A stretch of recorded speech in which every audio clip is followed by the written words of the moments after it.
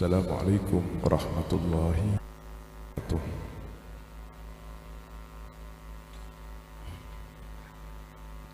Alhamdulillahi wa kafa wa sallallahu wa sallam wa baraka ala nabiyyihil mustafa Sayyidina wa habibina maulana Muhammad Sayyidu ahlil izzi wal wafa wa ala alihi wa ashabihi wa man tabi'ahum bimanhajihil qawimi waqtafa.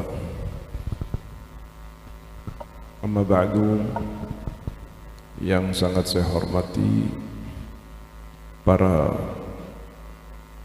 asatidah pesantren As-Sidq,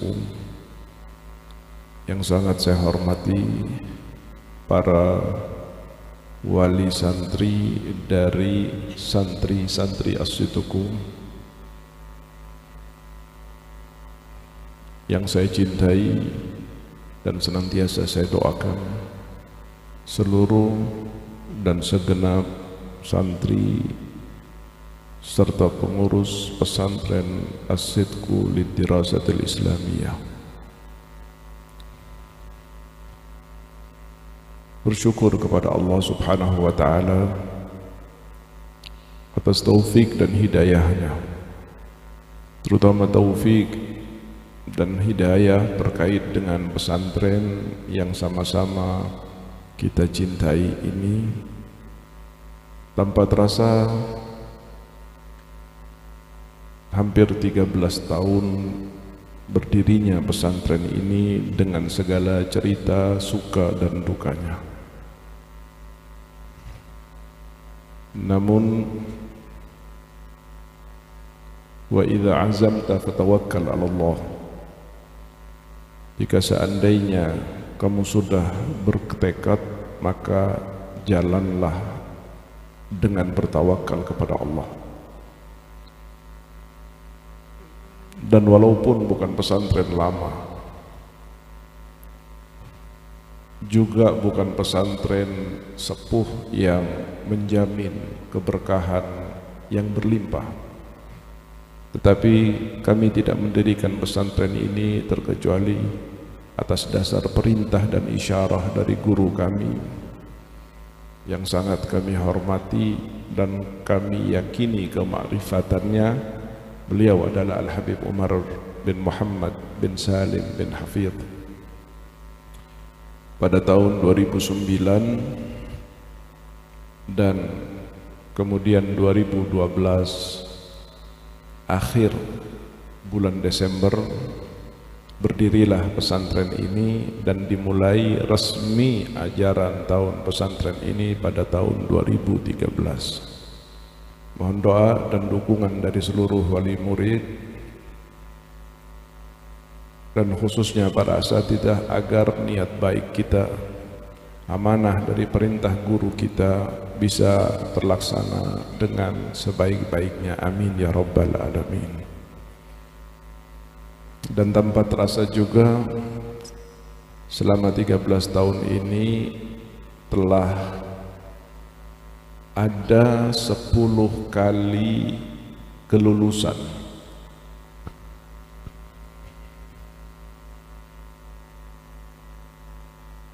Banyak dari sahabat-sahabat kami menyarankan untuk memampangkan nama pesantren besar sebagaimana kebanyakan dan lazimnya pesantren. Tapi kami selalu mengatakan, bukan kami menolak, tetapi kami ingin santri-santri kami menjadi label daripada pesantren kami dengan ilmu dan akhlaknya. Beberapa saat yang lalu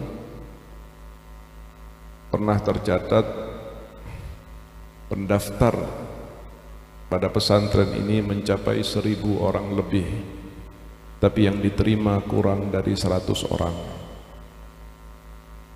Masukan dari beberapa orang untuk supaya banyak diterima agar lebih banyak santrinya dan lebih terkenal. Saya bilang saran yang sangat bagus, namun biarkanlah kami menyaring dari santri-santri yang belajar di sini untuk bisa kiranya menjadi santri yang barokah dan alim.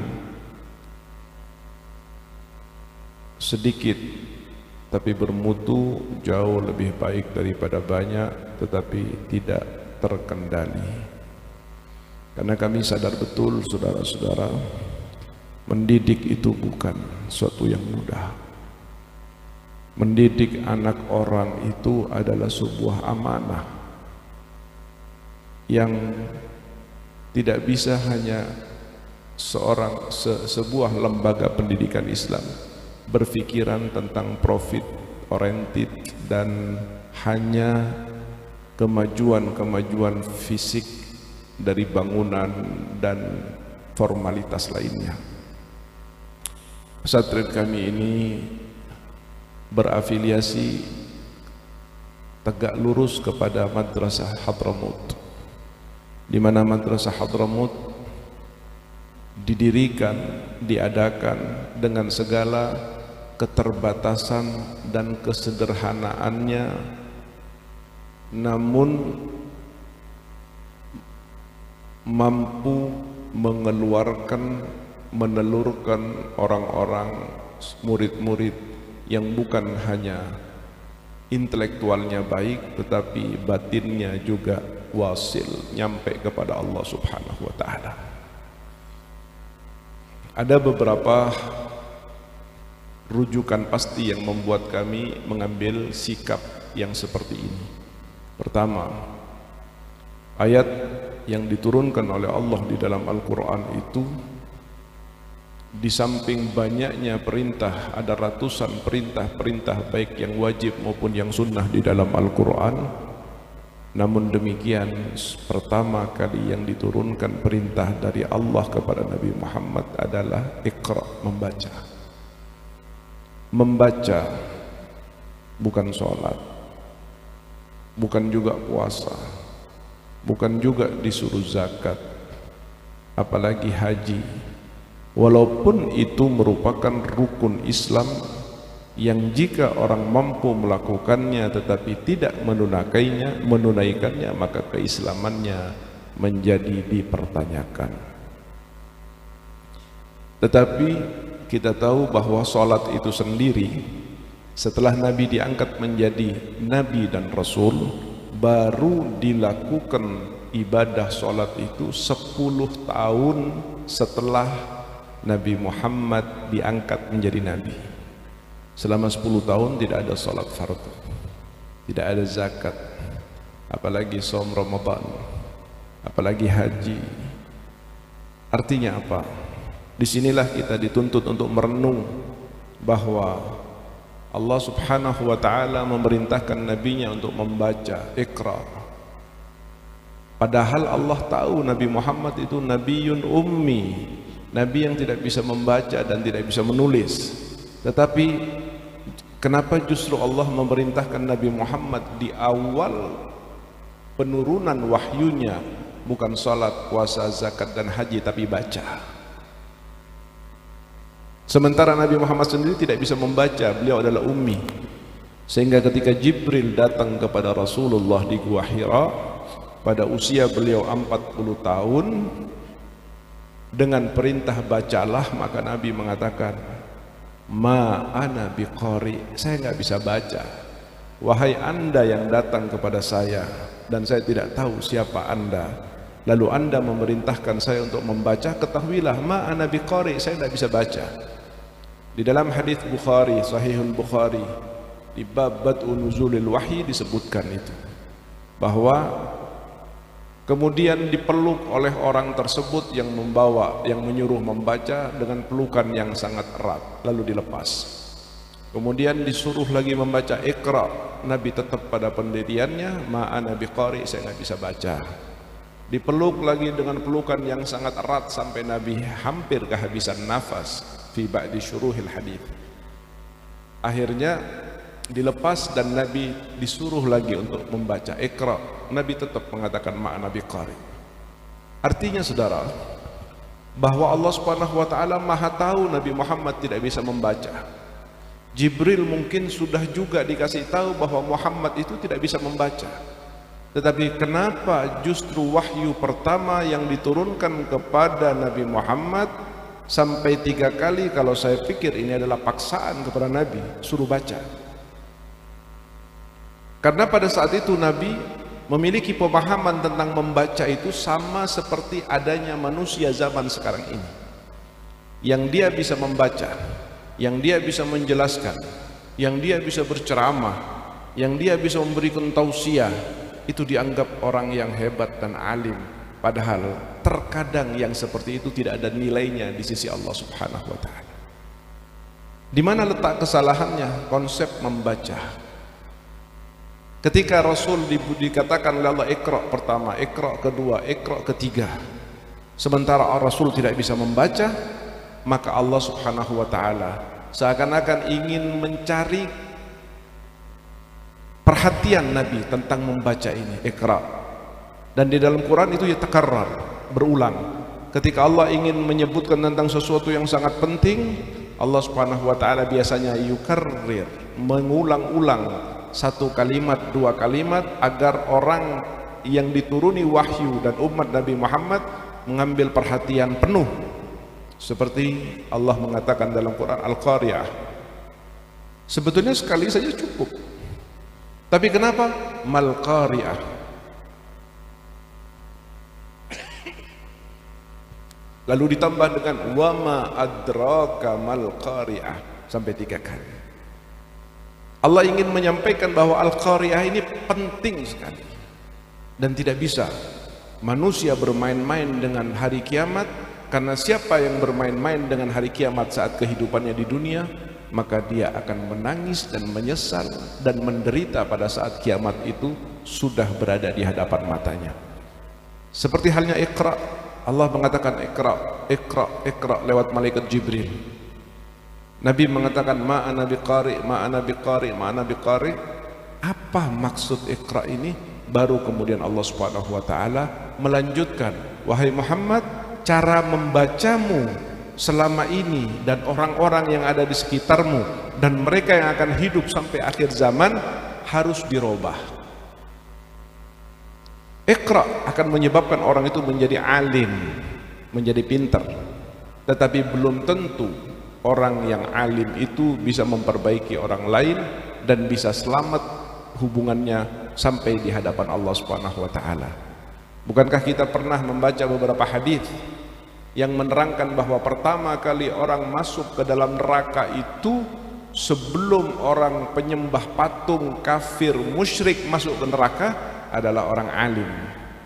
Orang alim yang seperti apa? Tentunya orang alim yang memiliki kriteria jauh daripada Iqra, yaitu orang yang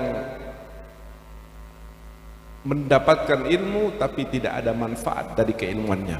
Tahu hukum ini seperti ini tapi dia langgar. Tahu ini tidak boleh, dia kerjakan.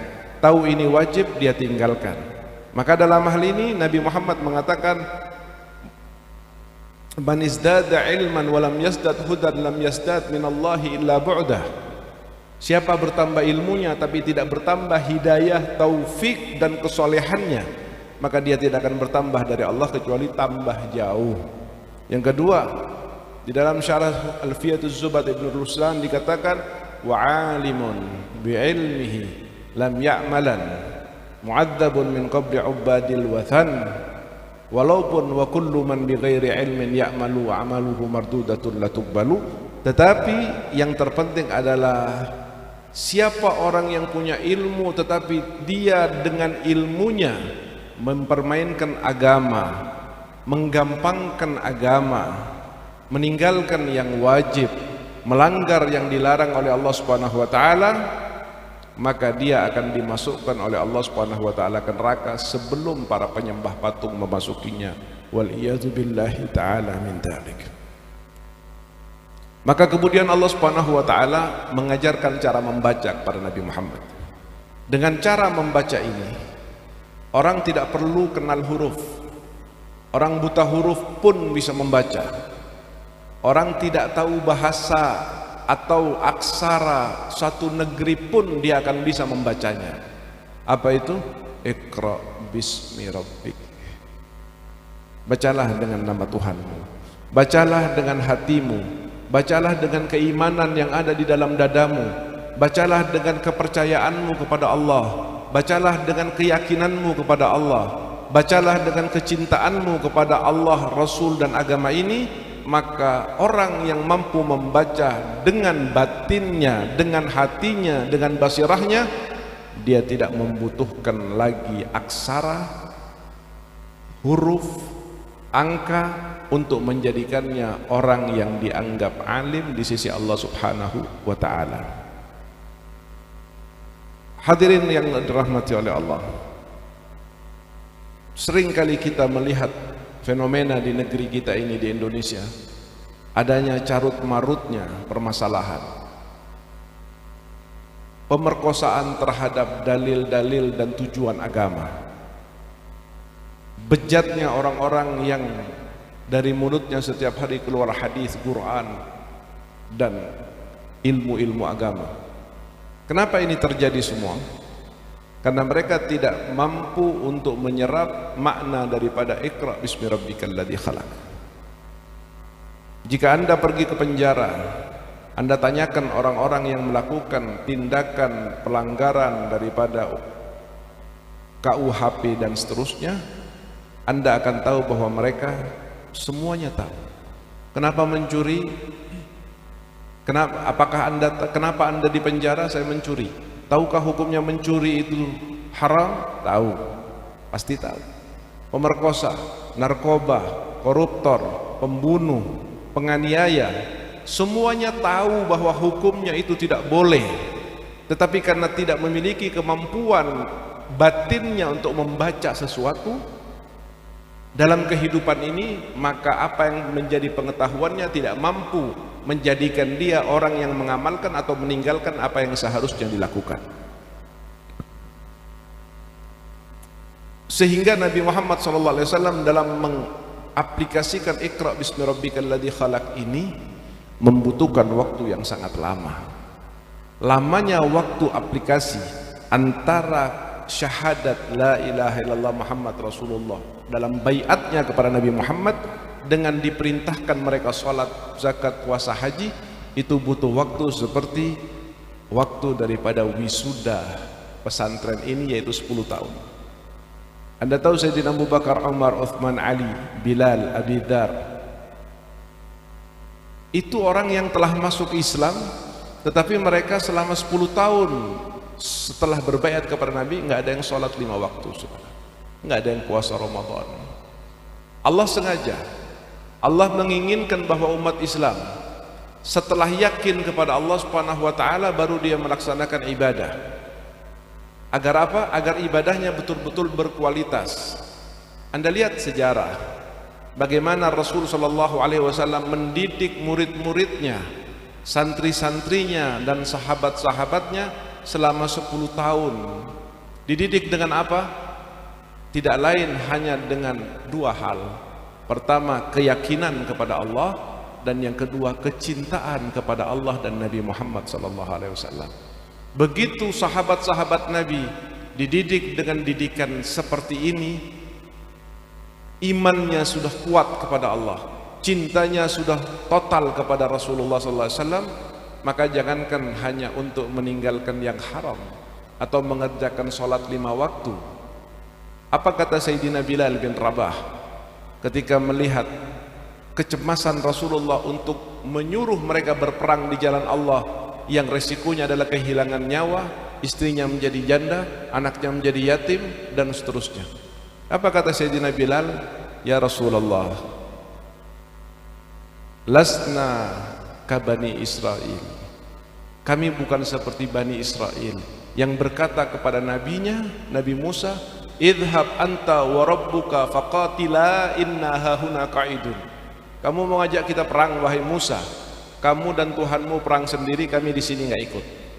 Tetapi kami adalah umatmu, kami adalah pecintamu, kami adalah orang yang kau didik selama 10 tahun dengan keimanan dan mahabbah.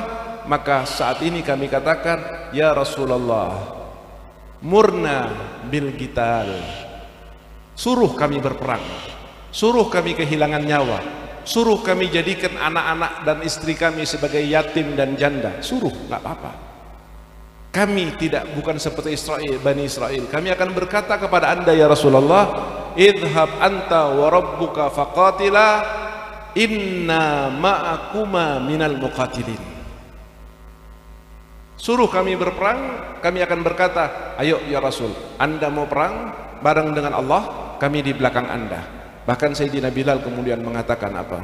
Ya Rasulullah, jangankan perang di atas padang pasir, jangankan perang di atas tanah yang kami tidak tenggelam, andai di belakang ini ada pulau dan musuh ada di sana, kau perintahkan kami untuk berperang sementara antara kami di sini dan pulau itu adalah lautan api, pasti kami akan lalui lautan api itu dan kami tidak akan mundur satu jengkal pun.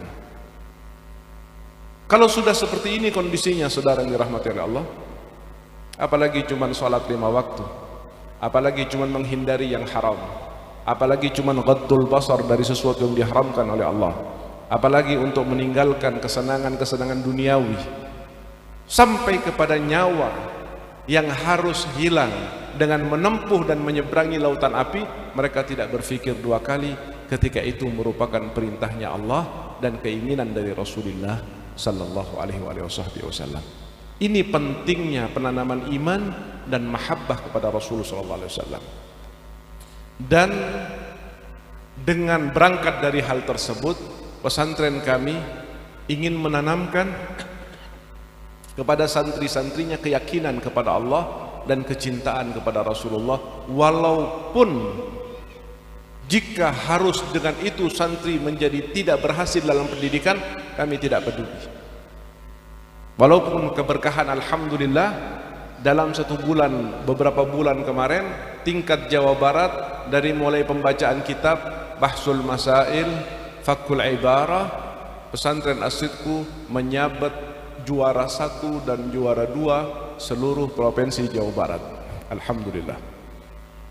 Tetapi bukan itu tujuan kami mendidik santri, walaupun itu termasuk dari tujuan kecil menjadikan mereka memiliki intelektual dan keilmuan yang tinggi.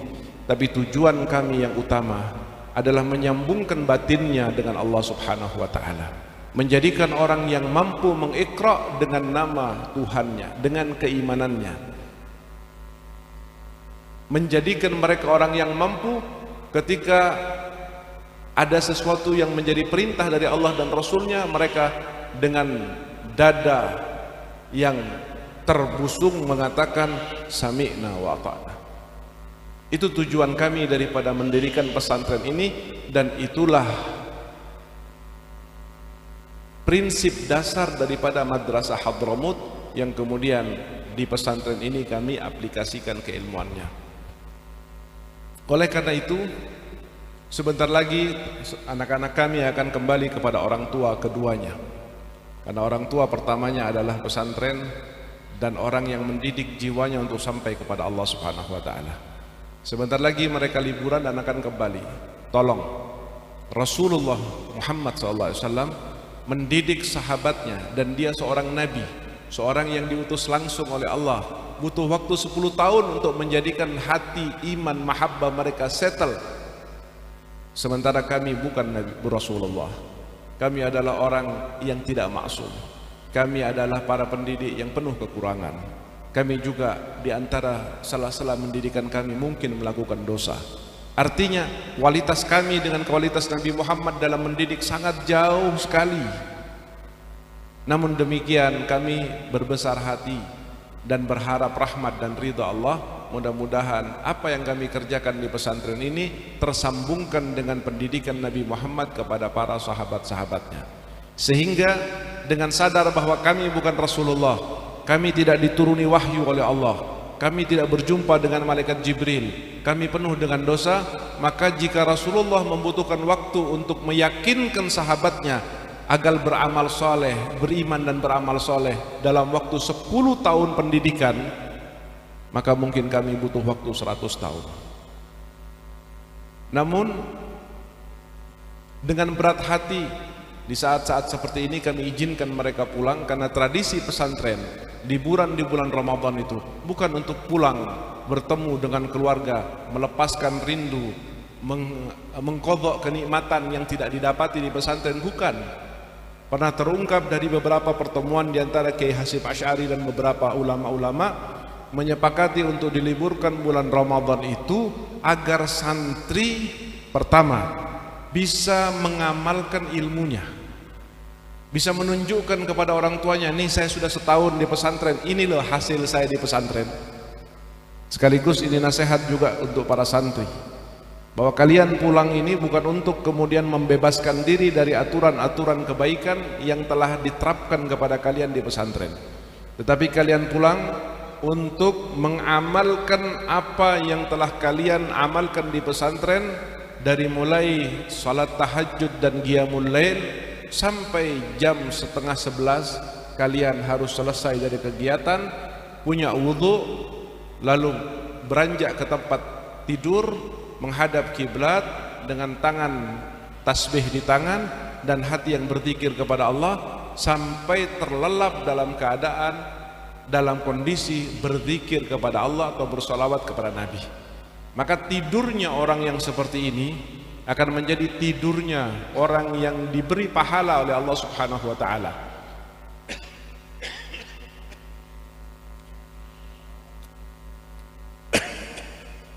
Empat belas hari kami di Hadramaut kemarin, kemudian 5 hari kami di Mekah dan Madinah, lalu pulang kemarin lusa kami pulang kemarin lusa pagi, ke siang nyampe ke sini. Pesan-pesan dari guru kami Al Habib Umar bin Hafidh adalah bagaimana mampu untuk menghimbau kaum muslimin mengamalkan apa yang mereka ketahui dari amalan-amalan syariat, dan tidak kalah pentingnya dari amalan-amalan syariat itu adalah tazkiyatul qalb, mensucikan hati. Karena demikian pentingnya masalah pensucian hati, tidak ada satu ayat di dalam Al-Quran yang ketika Allah ingin menyebutkan tentang sesuatu yang penting, Allah sampai bersumpah 7 kali, saudara. Kalau Yasin wal Qur'anil Hakim langsung innaka laminal mursalin wadduha wal laili idza saja ma wadda'aka rabbuka wa ma qala nun wal qalami wa ma yasturun. Tapi ketika Allah mau berbicara tentang tazkiyah, kebersihan hati, kesucian hati, tempat di mana Allah kalau mau melihat hambanya bukan kepada wajahnya, bahkan bukan kepada ilmunya, tetapi kepada hatinya, demikian pentingnya itu sampai Allah Subhanahu wa taala bersumpah, dan tidak ada sumpah yang lebih banyak dari ini dalam Quran. Apa firman Allah? Wasyamsi wadduhaha wal qamari idza talaha wan nahari idza jallaha wal laili idza yaghshaha was samai wama banaha wal ardi wama tahaha wa nafsin wama sawwaha. 7 kali Allah bersumpah ketika Allah ingin menyebutkan bahwa membersihkan batin, menjaga hati, menata basirah itu sesuatu yang sangat amat penting.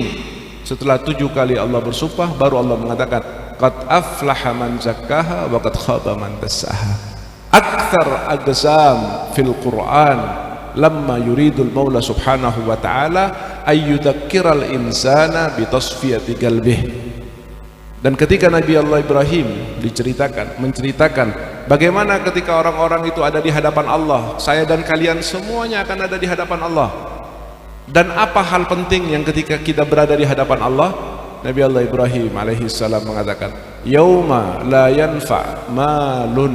yanfa'u malun wala banun illa man atallaha biqalbin salim. Bukan bi'amalin katsir, bi'ilmin katsir, bukan, bimalin katsir, bukan, kedudukan yang tinggi, jamaah, pengikut, murid, santri yang banyak, bukan, saudara. Semua itu akan menjadi pertanggungjawaban yang bisa memberatkan beban kita yaumul qiyamah. Tetapi Nabi Ibrahim memberitahu kepada kita, memastikan bahwa yang akan menyelamatkan kamu nanti ketika kamu berada di hadapan Allah Subhanahu wa taala adalah mereka yang ata biqalbin salim, datang kepada Allah hatinya tidak ada sombong, tidak ada hasud, tidak ada hikid, tidak ada riya, tidak ada sum'ah, tidak ada penyakit-penyakit hati. Datang ke hadapan Allah dengan hati yang bersih, maka itulah orang yang akan selamat di hadapan Allah Subhanahu wa taala. Dan pesantren ini bertujuan untuk mencetak santri dengan qalbun salim. Karena itu inti daripada keselamatan kita ketika nanti kembali kepada Allah Subhanahu wa taala. Oleh karena mereka ini belum ada yang 10 tahun. Kami didik belum ada yang 10 tahun, Saudara. Sementara Nabi Yuna wa Habibuna Rasulullah Muhammad SAW mendidik 10 tahun. Baru diperintah sholat, zakat, puasa, haji, umrah dan sebagainya. Setelah didik 10 tahun, kami belum 10 tahun. Artinya apa? Masih banyak kekurangan di anak-anak kami ini. Kalau bukan karena tradisi dan hal yang terkait dengan itu, kami tidak akan pulangkan. Bahkan saya sebagai pengasuh pernah mengusulkan kepada yayasan dan dewan guru agar santri begitu masuk 2-3 tahun tidak boleh pulang sama sekali. Kenapa? Karena masa-masa yang sangat rentan seperti mereka ini, di usia pubertas, dikungkung, diisolasi di pesantren, tidak ada kegiatan lain kecuali mereka beribadah kepada Allah dan belajar ilmu, tahsilul ilm. Maka ketika mereka pulang ke rumahnya, saya sangat amat berharap kepada wali murid. Pertama, untuk mengawasi anak-anaknya, karena ketika mereka pulang, mereka tanggung jawab Anda, bukan tanggung jawab kami.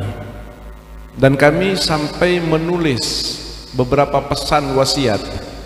Tahun ini masih ada enggak? Bahkan kami jual, walaupun kami tidak butuh kepada uangnya, kami jual 20.000 apa 30.000 atau 50.000 agar sedikit dihargai. Tetapi masih saja ada wali murid yang menyuruh anaknya untuk melanggar apa yang menjadi wasiat kami. Dan suka tidak suka, mau tidak mau, saya tidak ridha ketika wasiat saya dilanggar. Dan kemudian wali murid harus tahu bahwa mereka ini bukan anak kandung kami, bukan ponakan kami, bukan misanan kami, sepupu kami, bukan keluarga, tidak ada kaitan keluarga dengan saya. Tetapi kenapa saya peduli? Dan justru orang tuanya kadang-kadang sebagian ada yang tidak peduli. Ini sebuah kesalahan yang sangat fatal sekali, Saudara. Alhamdulillah ketika Anda antarkan putra-putra Anda kemari, berarti Anda percaya kepada kami. Sempurnakan kepercayaan Anda demi untuk kebaikan anak-anak Anda sendiri yang notabene bukan anak saya, bukan mantu saya, bukan ponakan saya, bukan keluarga saya.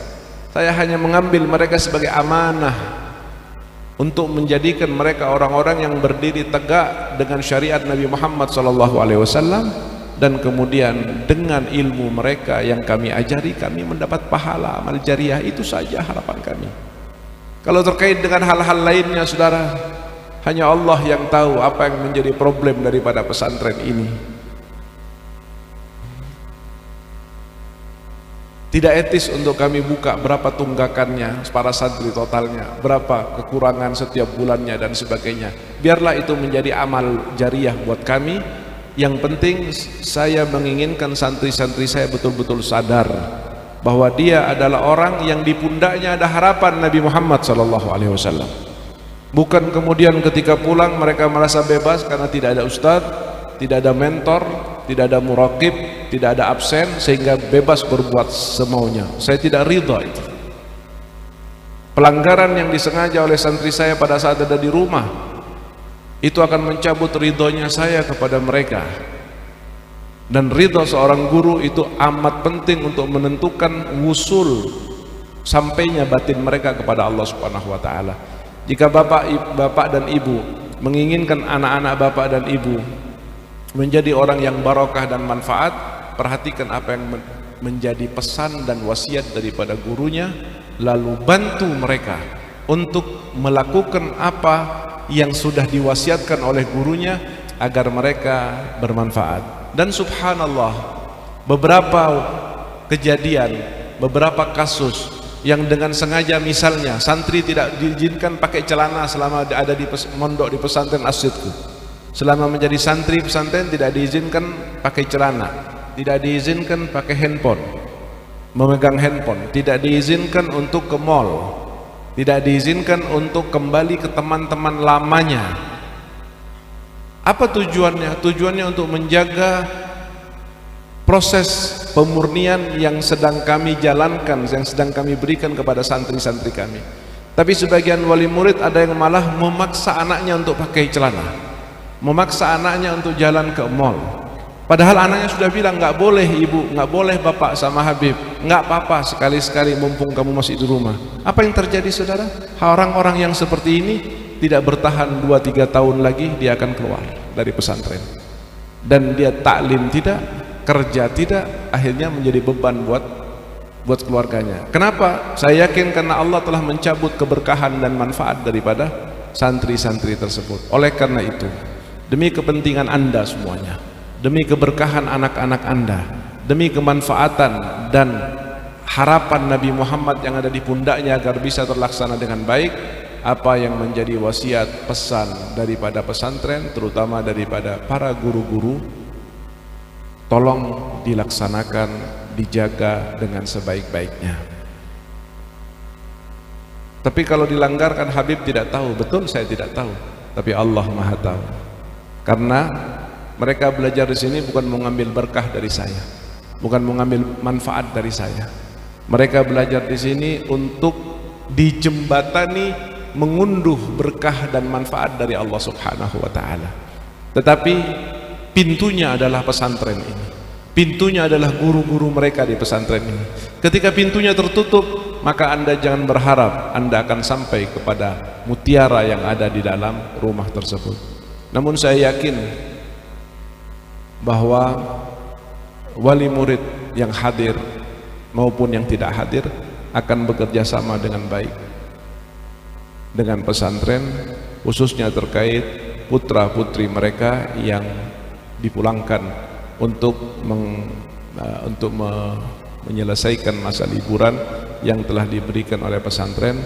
Dan saya berharap semuanya bisa berjalan dengan baik, seluruh santri-santri bisa taat kepada nasihat dan wasiat guru-gurunya, dan mereka pada akhirnya insyaallah Syawal akan kembali dengan nur yang masih utuh, bukan dengan nur yang sudah tergilas dan terbuang oleh maksiat-maksiat dan pelanggaran yang dilakukan di luar. Tolong bantu mereka untuk mengikuti menata waktu. Saya sangat sedih ketika 1-2 orang ada yang berkata, kami berharap bahwa kami dibangunkan oleh putra-putri kami untuk sholat subuh, tetapi kenyataannya justru kami sebagai orang tua yang masih membangunkan mereka untuk sholat subuh. Ini adalah sebuah kesedihan dari mulai 3 tahun yang lalu saya dengarkan berita ini, sampai sekarang sakitnya, sedihnya masih tersisa di hati saya ketika saya mendengar berita dari 1-2 murid bahwa justru orang tuanya yang membangunkannya untuk sholat subuh, sementara kadang-kadang dibangunkan juga masih sulit karena salah satu sebabnya mereka duduk dengan teman-temannya sampai jam 1, jam 2 malam berbicara bukan tentang ilmu dan tentang hal yang bermanfaat. Lalu pada saat datang waktunya subuh, mereka harus dibanguni, bukan mereka yang dibanguni. Yang membuat saya sedih juga apa? Ketika mereka dibanguni untuk sholat subuh, artinya telah hilang sholat tahajud mereka, telah hilang istighfar fil ashar mereka, telah hilang air mata yang harus diteteskan kepada Allah sebelum menjelang adzan subuh, di mana itu waktu yang paling afdal.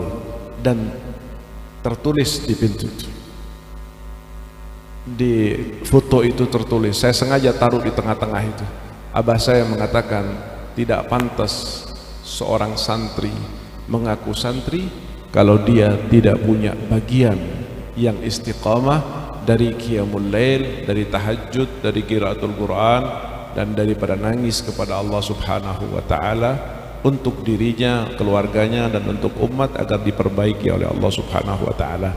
Demikian saudara yang dirahmati oleh Allah, pesan-pesan yang kami sampaikan. Mohon kiranya selama ada kekurangan dalam 1 tahun ini, kami mohon maaf sebesar-besarnya, karena kami jelas dan tegas mengatakan kami tidak sempurna. Kami hanya berusaha untuk menjadi yang sempurna dan mengemban amanat dengan sempurna.